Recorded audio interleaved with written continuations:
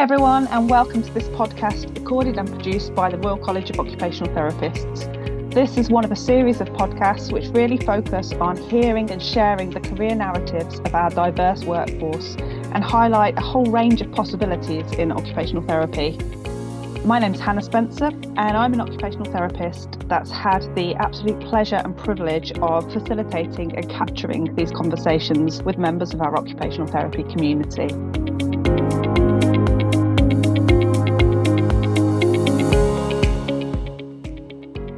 So let's start with some introductions. Can you give me a brief introduction to yourself and your current role or roles? Yeah, so I'm Adam, occupational therapist by background, hence I'm here. Still a current occupational therapist, probably just in a different role. My current roles would be a complicated description. My substantive role is I am currently clinical lead for a team called the Live Team, which works within Notts Healthcare mental health division, so across kind of all adult mental health, older people's mental health and disabilities, to improve patient engagement, experience and involvement. So a little bit of directly, we'll do sessions. Indirectly, we work with social prescribing community partners to get them into the inpatient setting, do a lot of fundraising to enable things to happen.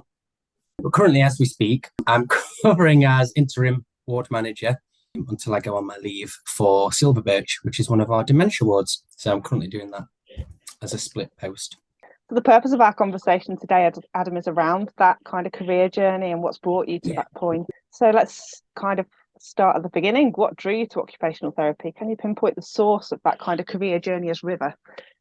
I have to be honest, I always joke, and it's fine to have that experience, but I always joke that everyone has this kind of life-changing experience that brought them to OT, that, you know, an OT came in one day for the granddad and really helped out, and they saw that. I'm a little bit different in that never really happened. So prior to OT, qualifying in OT, I'd never really heard of it, to be honest. You know, I knew it existed. I'd seen it on the signs as you walk through the hospital, but like most, I didn't really know what they did. And it was only because I had a friend that qualified in mental health nursing at the time, and she said if I choose again, I'd do OT, definitely do OT. And she said to me, because we both worked at Mencap at that time as support workers, and she said, actually, you'd make a good OT. And then it was just by chance that about 6 different people within that time frame said, oh, have you heard of OT? Because I think that would match. So I looked into it. I thought, you know, how it's described, that's me on paper, what I stand for, my values, what I want out of health and social care, really, what I want it to be. And that was the point, really. Yeah, I looked at it, it matched me as a person, what I wanted, applied to University of Derby, shout out. And to be honest, I thought I'd never get in, because again, probably not typically. I went as a mature student. I'd done my A-levels many years before. It was probably my rogue years, my A-levels, let's say. So the grades reflected that.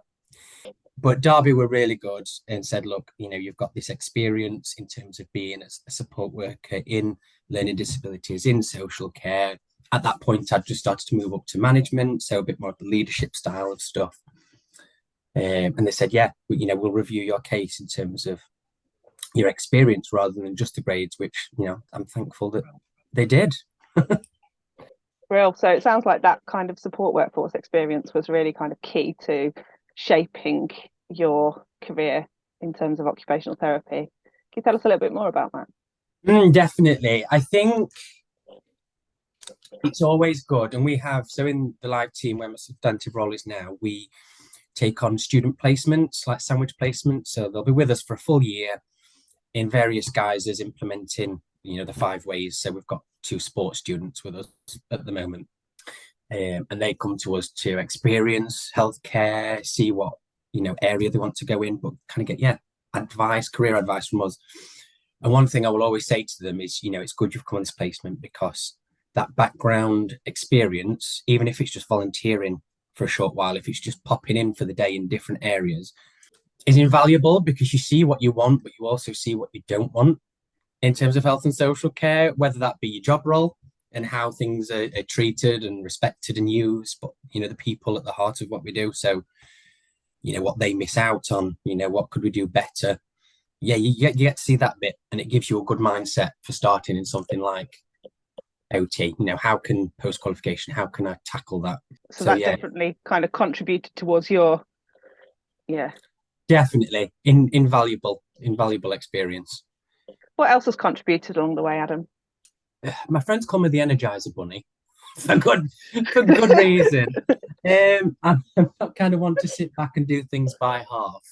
So there's a lot of life experiences, I suppose, that have contributed to it. And I think I see some people, this is going out to people that are looking at this as a career. And a lot of people that run our course were worried about, oh, well, I've got kids, or I'm looking at kids and I'm moving house and I'm doing this and it's going to get in the way. And granted, yes, it does add to the workload and the stress, but actually it prepares you well in terms of an empathy point of view. When you're taking things on that are very stressful, like adopting kids, which is what we're doing at the moment, or naturally having kids and you've got newborns at home and moving house. Actually, that can be applied to the people you come across. Our patients are people, but at the same time they're going to have the same the same stresses. They're going to be planning parenthood.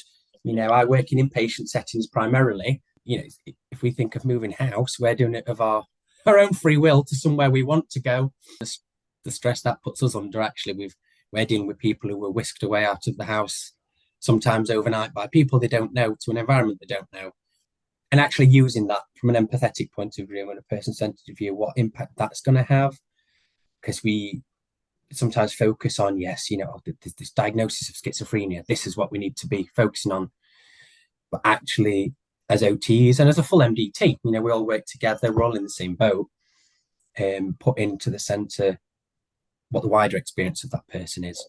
Actually, they've been put in a place they don't know against their will. So many areas that they once had control over, they've lost.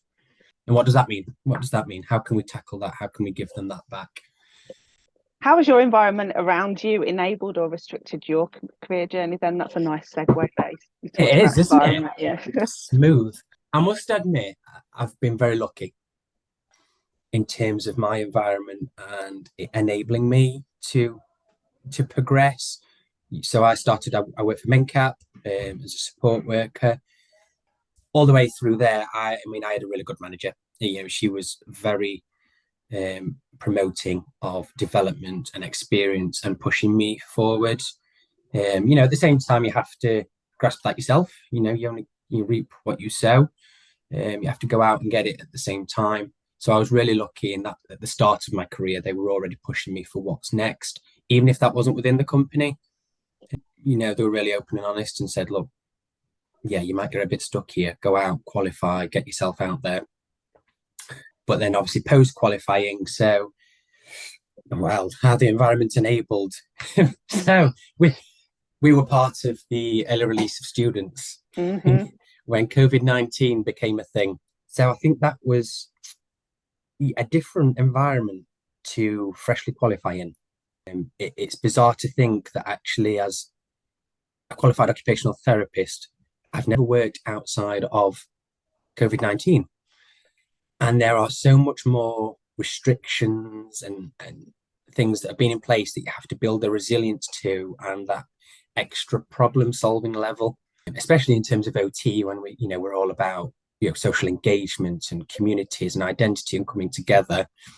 A lot of that was just halted because we had to keep people safe. It was there for a reason. But I think as much as it was stressful and as much as it's been bizarre, I think if that's a key word to describe it as, it's helped. If you can tackle it in this climate, you're well set for when things return to normal or when things happen again. There's always some kind of various, different outbreak or things we have to respond to. So it's actually built that problem solving skill quite well. But in terms of environment for your Notts Healthcare, when I qualified, I went to Signet. Again, they were very supportive, and I was surprised because you kind of I might be playing devil's advocate here. People are quite often against private, you know, and for reasons that, you know, I know. But we did a good job with what we had. But also they were very person-centered. I think they can be somewhat demonized, the private sector. And yet you get your good and bad in all sectors and areas. But actually they were person-centered, and for what can be quite, you know, a difficult, you know, high demand area to work within, we did a good job at putting the person forward and making sure every discipline, and they were very heavy on OT actually. Yeah, Signet were, they put OT to the front, meaningful engagement and things like that. They let it shine through. So that enabled me as a freshly qualified, fresh out of uni, early released. It was really good to have that support where our voice was heard. It makes a big difference when senior management are willing to listen to your discipline, because obviously as OTs we know that it's quite a misunderstood profession. Not everyone gets what we do and why we do it, but it makes a big difference when management's on your side. And I think I had a similar experience coming over to Notts Healthcare. So where I worked on the Orion unit, the Learning Disability Assessment and Treatment unit, I came over and there was no kind of structure in terms of meaningful activity. I remember the day I started, I turned up to a converted bedroom with an old battered filing cabinet and a very disgruntled looking activity coordinator. That's what I went into. And I was like, oh, God grief, what have I done?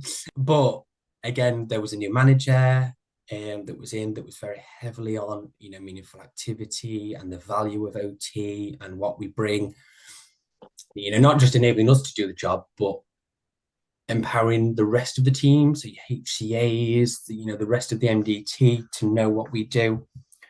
And it really helps when you've got that backing from up top.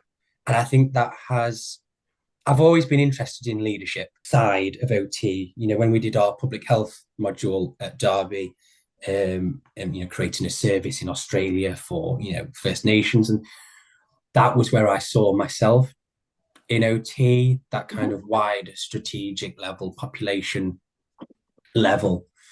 And I think I saw the good values in the ward managers that I came across, in, you know, the service managers at Mencap that I came across, and I took the positives and I wanted to do the same.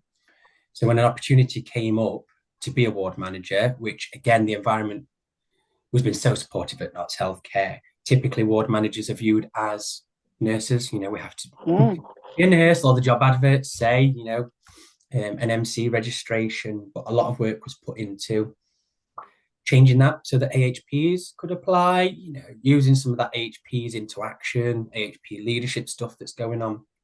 And I was really happy to kind of be part of using that to get into the ward manager position and bring what had been given to me, you know, to enable me to that point, and actually put OT, you know, therapeutic value at the focus, especially within being in inpatient and taking that leap and being part of enabling that therapeutic focus on inpatient care.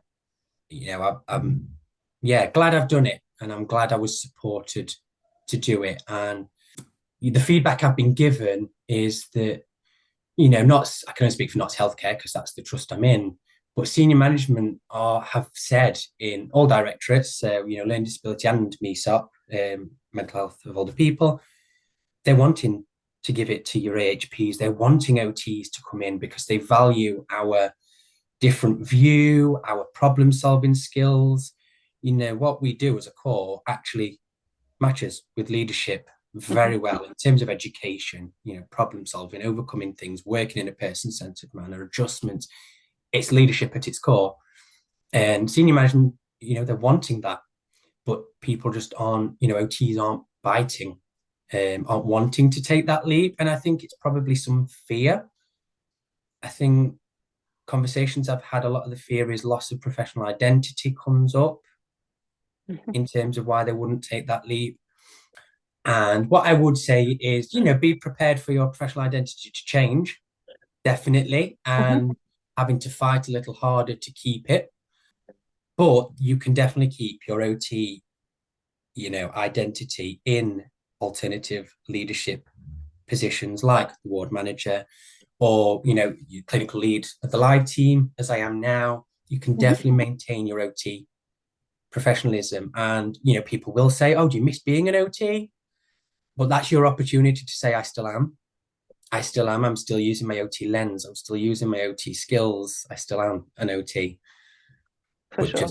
just in a different way. But yeah, don't be scared to take that leap. I think would be my advice. You can keep your identity, and the OT focus in different places. Yeah.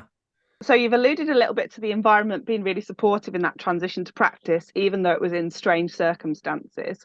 I know also you've kind of progressed really quickly through that transition to practice. Can you tell us a bit about how that experience has been for you? Kind of, was preceptorship a thing? How supervision played into that? And Yeah, definitely. I mean, so for context, for people who are watching, listening, digesting this in any which way, qualified in 2020 as part of the COVID. So that was what, 2.5 years ago now, probably. At which point I'm now, I hate to be hierarchical, but yeah, now in a band 7 position. Have been in a band 7 position in various guises in terms of ward manager and clinical lead.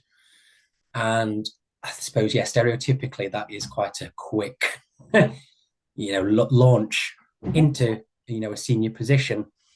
I think what has helped me, which alludes to the first part we were talking about, my previous experience, with MenCat, being years of being a support worker. Oh God, the amount of times I've heard I'm only a support worker, I'm only a HCA. Twaddle, absolute twaddle, hate it. We're all a team together, Yes, we've all got our different views and our professions and experiences, but we're all in the same boat. We're all paddling in the same direction.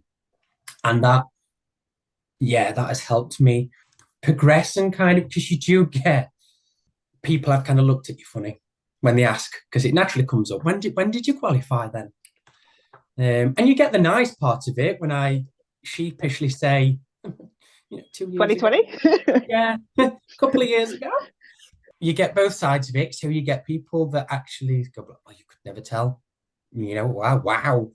And that, gives you that little ego boost, if you like. It does make you feel good, can't lie, that they think you've been qualified for much longer. But again, I haven't been qualified for longer, but I've been doing what I do just without the title for so long.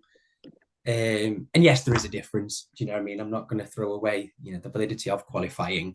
I can add much more of a, theoretical base and clinical reasoning and all that. But the underlying approach to what I did was always the same. Even when I was support worker, it was putting the people first. It was valuing day-to-day engagement. It was doing the doing, which is what underlies the OT. And I think what I did was actually, I looked at the job description of these, senior band 6 and band 7 roles. And actually, I did have what was listed in terms of experience. The only thing that, I didn't have, which is what I questioned with before applying, was sometimes they can be quite strict on, you must have 2 years of experience to apply for this role.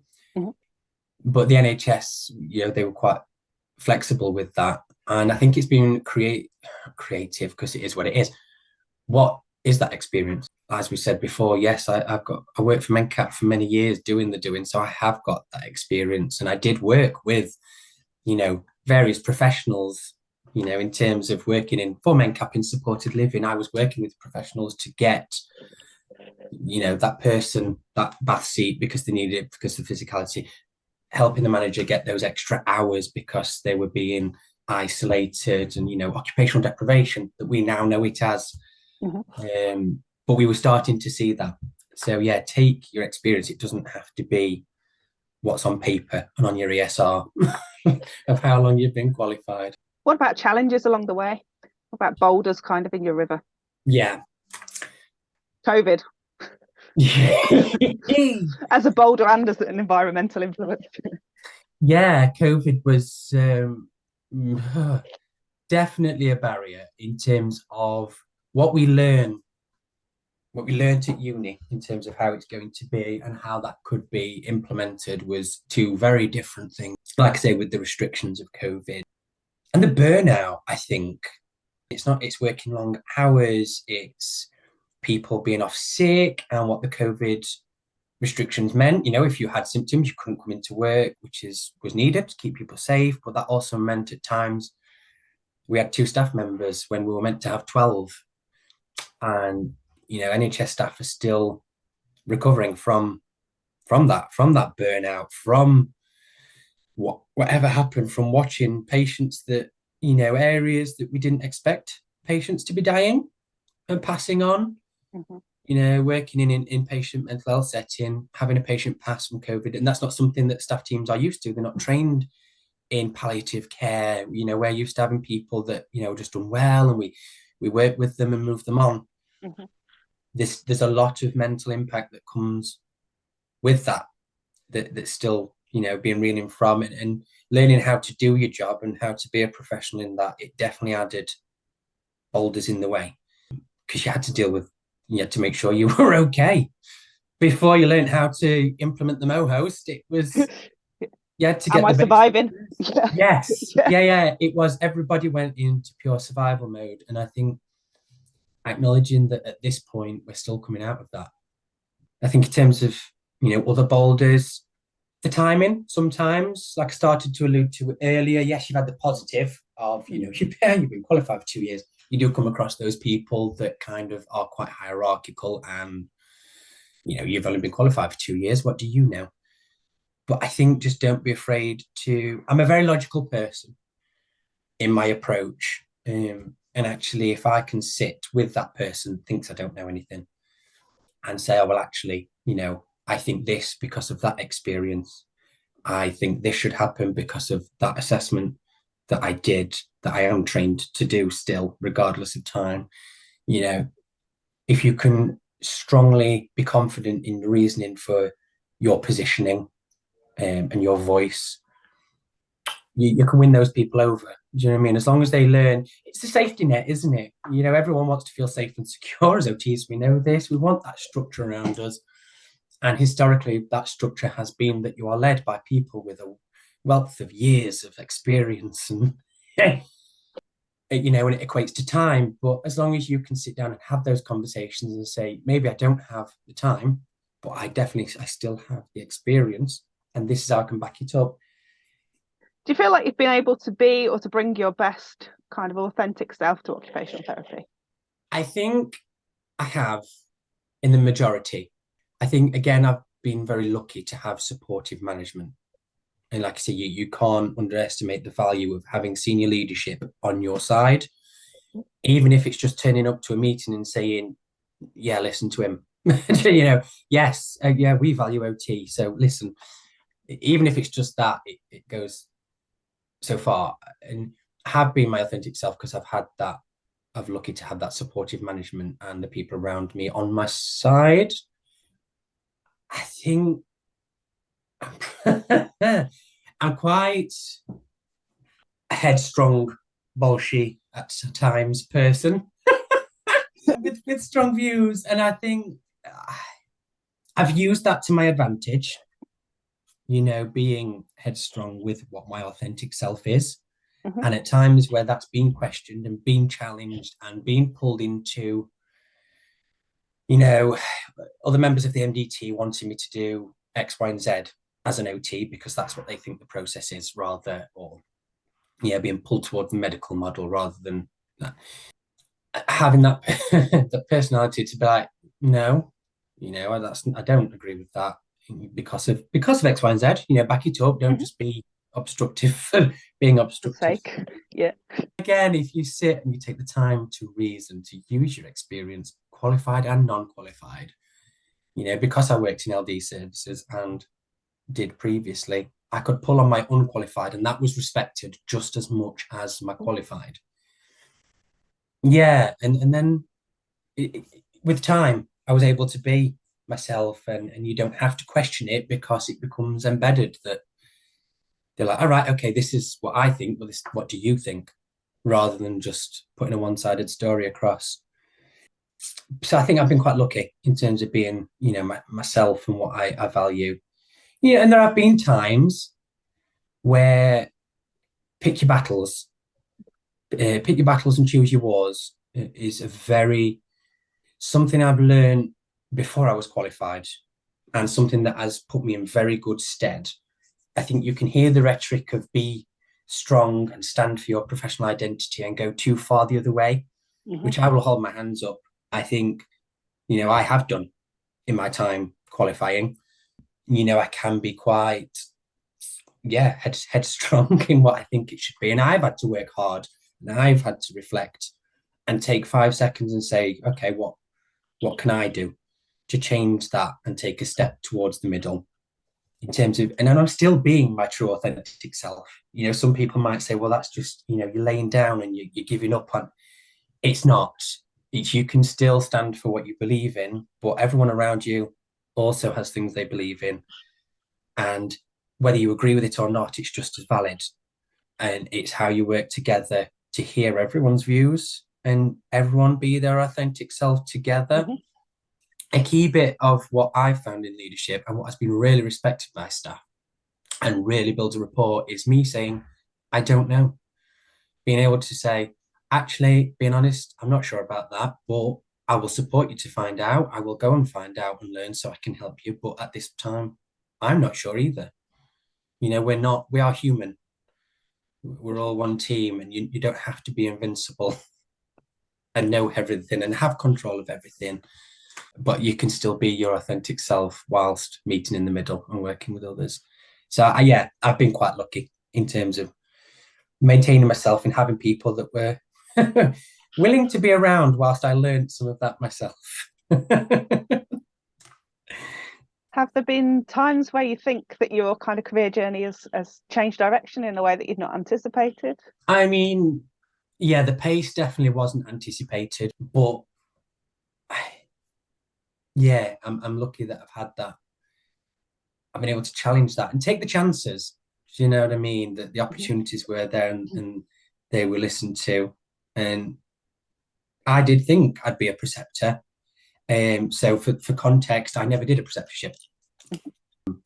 The same the same week I was going to start my preceptorship, the same meeting, the preceptorship paperwork was put on the table, was the same meeting that I said I'm leaving to do my band 6 role. So she was like, well, we'll scrap that then. And I think there's pros and cons. I think everyone has a different journey, and that is fully valid. If you really want to do your preceptorship, if you don't quite feel confident and need that process, 100% do it. It's invaluable. But also, don't be afraid to challenge that if, you get a couple of months into your preceptorship and you feel you've had that background knowledge, you've had that experience, you tick those boxes on the job description, you want to make that positive change, don't be afraid to take the leap. Even if it's just for, the interview experience, getting your name and OT out there, being part of that discussion, even if it's just for that, and then do it. And, don't have to stick to the stereotypical norms of you will do your preceptorship, you'll be a band 5. I was a band 5, I think, for technically from when I got my PIN or HCPC registration. I think I was a band 5 for about 6 weeks. When I was offered my 6th role. So yeah, you don't have to stick to the typical. I had that experience, and the only difference between the 5 and the 6 is that leadership. And for me, yes, you can learn from the training, and it is important to bring the theory. But the key bits of leadership come from your personality. It comes from your interpersonal skills, your experience of what working life is like. You've seen the other side. How can you be empathetic and work with them to get, the work done, whatever it is that you're discussing? What's been most important or helpful for you in that career progression and development as an occupational therapist? Definitely those around me being supportive. And I think to be open and honest with those around you in terms of where you want to be, what you're struggling with, what you need to get there.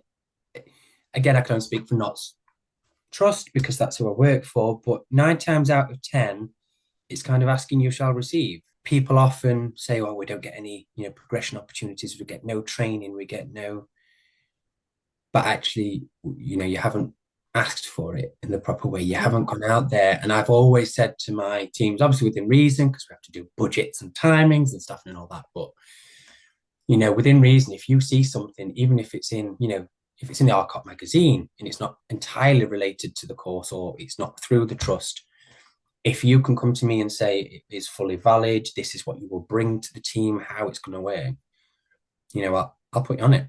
I will sign off that form that pays for it because it's invaluable and it's what I've got, really. It's listening to that team member, it's letting them feel heard, it's keeping their skills, it's retaining their skills and motivating them to stay within that area of work. And ultimately, the patient care is better for that because you get consistent staff, you get that knowledge coming in. And as OTs, that's what we want, excellent levels of care. If I'm being honest as well, this might seem a really odd one. Twitter. Personally, I hate Twitter.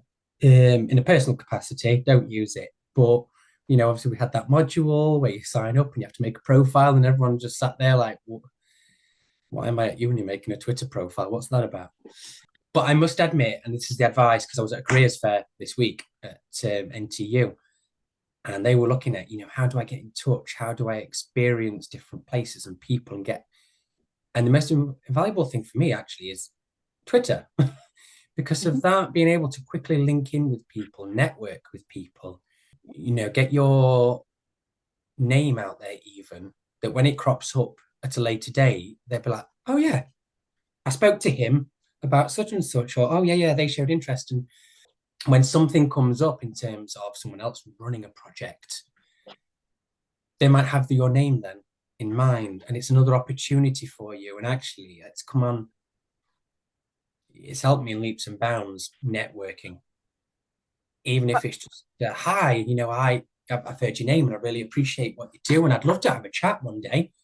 Don't undervalue messaging someone saying, can I have a 10-minute Teams about what you do, learning about what their part of the big cog is, and don't undervalue that. And it's worked wonders because the amount of times I've come into the different roles, the different ward managers and the different areas and directorates, and kind of people have already known me, like they've seen my name and be like, oh, it's you. And it might be from something as little as a Twitter post, the social prescribing post that I did on Twitter, the people that still like, oh, that was you, that went a little viral. So yeah, don't underestimate the little things because they've been really helpful. Those 10-minute conversations on Teams, that Twitter conversation, going to a careers fair and just popping around and asking, okay, what do you do? How can we help each other? Because that has been really helpful. I think it can be, if you let it, from my experience on the inpatient wards, OT can be such an isolative role because people don't understand it because of the time pressures. You do have to literally run onto a ward, do the assessment, go back and write your report, get it ready for the discharge meeting. And if you let it, you can be swept into isolation. What do you wish you'd known before you joined the profession? What would you say to your early career self? What would you say to your younger self?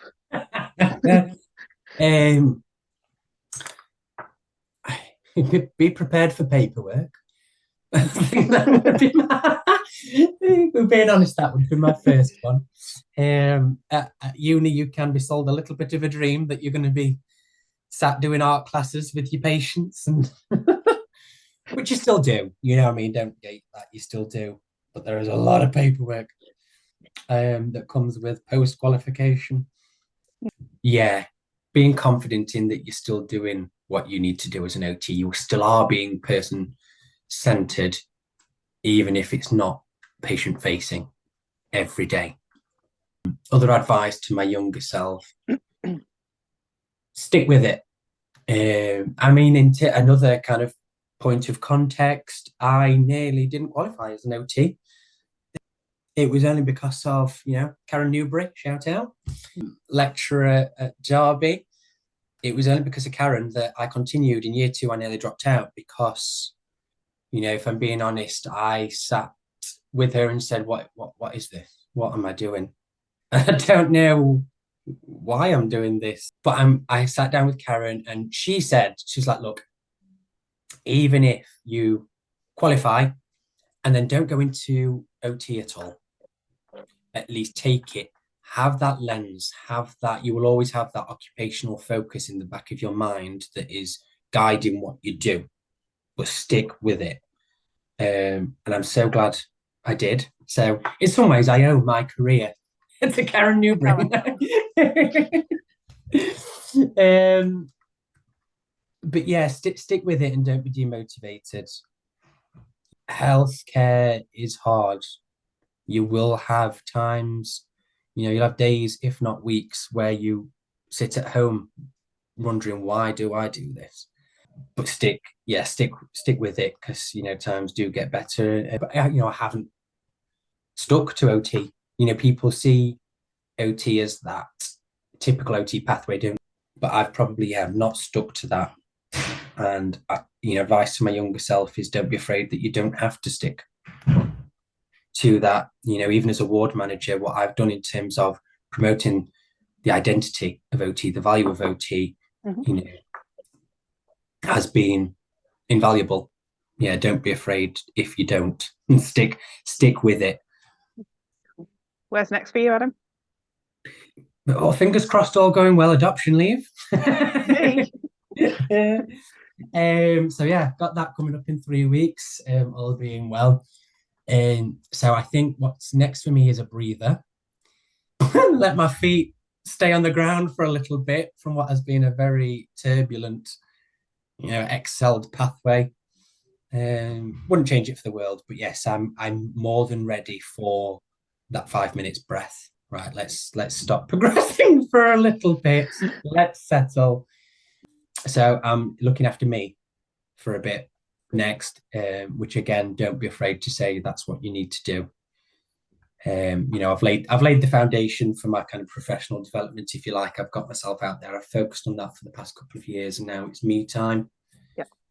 And I've worked really closely with my managers to, take periods of unpaid leave at manager's discretion, just to make sure I can be my best when I come back, and that I've had that chance to reflect on the journey and can see where I want to go. Because the question was already has already been asked. So where do you want to go next? How can we progress you to band 8 and above? And I was just in that supervision, like, I definitely do. Don't get me wrong. I'd love to make, that the bigger impact, working at the wider level and progressing and whatnot. But for now, let me breathe. And I think I saw a very good picture. Vanessa, who was on our course, I think she posted it. Okay. And it was a picture of an garlic clove with a clementine segment in it. And it said, just because you can and you fit doesn't mean you should. For sure.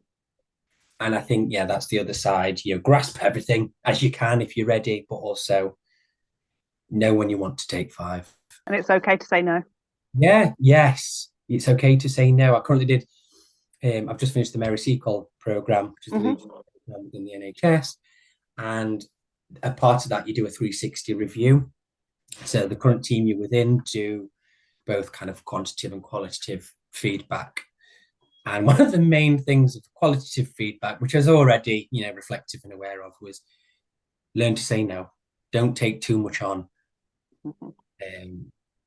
Which, now that I've got into this position, I've acknowledged that this is time to settle. This is time to develop on that, really. My ability to say no.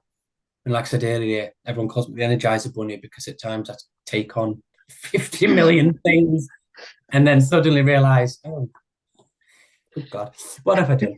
And I've really focused in this position on, quality over quantity, taking on what I can and being confident to say I'm at capacity. I'm happy to help when I can, but not right now. So that's next for me, really. And I must admit, I haven't given much thought into what's next, because I've done it. I've done that for 2 years, and I think that's okay, isn't it?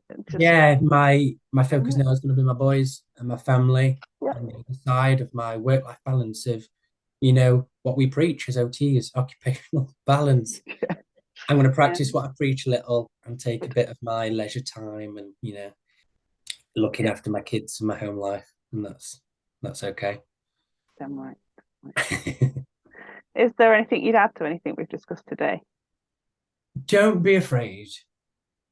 I think a lot of people fall victim to that stereotypical approach that we've seen, that you have to do your preceptorship, you have to do the 2 years. And again, if that's what you need for the development, 100% do it. It's valuable. But also, if you feel ready, don't be afraid to say you're ready. The NHS is crying out for people who care, and that's the key bit. If you've got that experience, if you've got that personal motivation, like I say, I can teach you how to use a rota. I can teach you how to do a supervision.